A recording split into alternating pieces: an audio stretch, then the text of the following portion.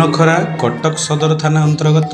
कुरांग शासन स्थित जगन्नाथ मंदिर परिसर में श्री जगन्नाथ महोत्सव 2025 एक सांबादिक सम्मेलनी युव जाग्रत मंच पक्षर आयोजित हो जाइछि। आसंता मार्च 24 तारिख आरंभ हुई यह महोत्सव मार्च 29 तारिख में उद्यापन होबार सूचना दि जाइछि। महाप्रभु श्री जगन्नाथ दुर्लभ 24 वेश और 56 भोग, विश्व शांति महायज्ञ और साधु सन्त समावेश और पुस्तक प्रदर्शनी आदि अनुष्ठित हेबो बोली सूचना प्रदान करा जाइछि। एही सांबादिक सम्मेलनी रे श्री जगन्नाथ महिमार प्रचारक बाबाजी अमृतानंद दास महाराज, श्री जगन्नाथ फाट सेवक महाबाग दुर्योधन साहू, आध्यात्मिक स्तंभकार श्री सन्यासी जी, सरपंच रोहिणी भुई, युव जाग्रत मंचर अध्यक्ष कल्पतरु खुंटिया, प्राची प्रज्ञा परिषदर अध्यक्ष अश्विनी कुमार महापात्र, शिक्षाविद डॉक्टर मनोज कुमार दास, आंचलिक शांति कमिटीर कार्यकारी सभापति स्वाधीन चेता महांती, साधारण संपादक सुरेंद्र महापात्र,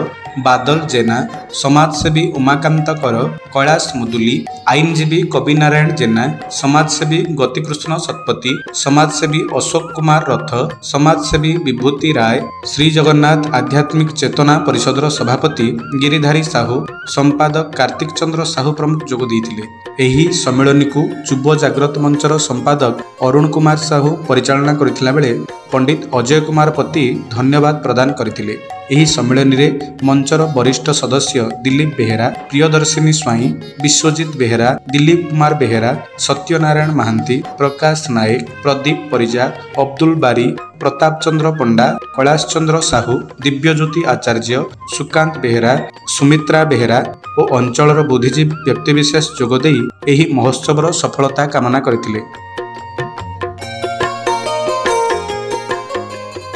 कल्पतरु खुंटिया युव जाग्रत मंचर देखु आमर महाप्रभु जगन्नाथंकर प्रसार प्रचार किपर हो पार आम विशेषकर नियाली अंचल आ कटक सदर अंचल आमर एपरी कार्यक्रम होनी जो भी होती आम पाखापाखि अंचल होनी तेणु यहाँ आम 2 वर्ष है चेष्टा करूँ। तेणु आज जो सांबादिक सम्मेलन है अलरेडी आम प्रस्तुति बैठक सरला खाली आपन को इनफॉरमेशन जनइबा आम कार्यक्रम करूँ। नियाली अंचल लोकप्रतिनिधि विभिन्न सामाजिक अनुष्ठान किपरि आम सहित मिसिकी ये कार्यक्रम को सफल करा जाय परिबो ए कार्यक्रम आज ये बैठकर प्रयास। या सहित जगन्नाथ महाप्रभु जगन्नाथंकर 24 वेश यज्ञ आ साधु सन्तंकर सम्मेलन जो कार्यक्रम आम रखीचु 24 मार्च 24 रु 29 किपरि सफल भाव में आपण मानकर सहयोग एटा करा जाय परिबो तार मध्य आज आपण मानक मध्य आम रखिलु एक कथा। तेणु आगामी दिन में आमर विभिन्न प्रस्तुति बैठक अच्छी आप इनफॉरमेशन पाई परिबे 5 दिन अतिथि को माने रहिबे साधु सन्त को माने आसीबे आम को माने ए 5 दिन सहयोग करिवे सब डिटेल्स हम दे पारिबे। अमृतमय भाव में कुरांग शासन स्थित महाप्रभु जगन्नाथ अमृतमय प्रांगण में एक सांबादिक सम्मेलन करा जो सांबादिक सम्मेलन दल मत पंथ निर्विशेष समस्त बुद्धिजीवी मान सामिल कर मूल उद्देश्य हूँ महाप्रभु जगन्नाथ अमृतमय श्री जगन्नाथ महोत्सव मार्च मास 24 तारिख ठारू 29 तारिख पर्यंत ये कुरांग शासन स्थित जगन्नाथ मंदिर प्रांगण में अनुष्ठित होगा जाऊँगी। जो